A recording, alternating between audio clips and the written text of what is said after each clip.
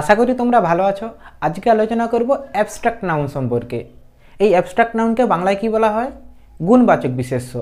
চলো প্রথমে দেখে নিই অ্যাবস্ট্রাক্ট নাউনের ডেফিনেশনে কি বলা হয়েছে। যে নাউন দ্বারা দোষ, গুণ, অবস্থা ইত্যাদির নাম বোঝায় এবং যা ইন্দ্রিয়গ্রাহ্য নয় তাকে অ্যাবস্ট্রাক্ট নাউন বলে। তাহলে এখানে ডেফিনেশনে কি বলা হয়েছে? এই অ্যাবস্ট্রাক্ট নাউন দ্বারা কোনো দোষ, গুণ, অবস্থা প্রভৃতির নাম বোঝাবে। এখানে আর একটা জিনিস বলা হয়েছে, সেটা কি? এই অ্যাবস্ট্রাক্ট নাউন ইন্দ্রিয়গ্রাহ্য হবে না।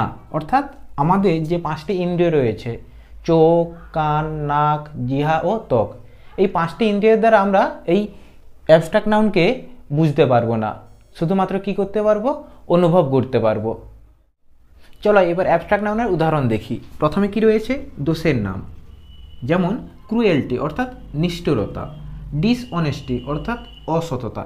এই নাউনগুলিকে আমরা কি করতে পারি না? পঞ্চ ইন্দ্রিয় দ্বারা বুঝতে পারি না, শুধু কি করতে পারি? অনুভব করতে পারি। এরপরে কি রয়েছে? গুণের নাম, যেমন অনেস্টি অর্থাৎ সততা, কাইন্ডনেস অর্থাৎ দয়া, লাভ অর্থাৎ ভালোবাসা।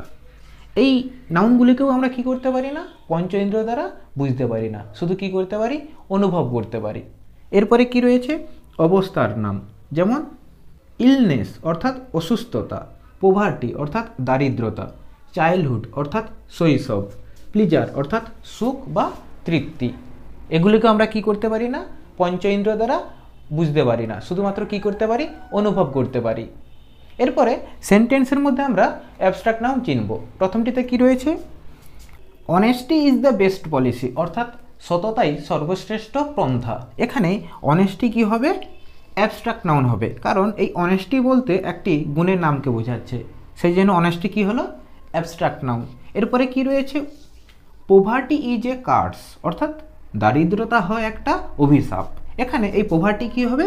অ্যাবস্ট্রাক্ট নাউন হবে, কারণ এই পোভার্টি অর্থাৎ দারিদ্রতা একটা অবস্থার নামকে বোঝাচ্ছে, সেই কারণে পোভার্টি হলো অ্যাবস্ট্রাক্ট নাউন।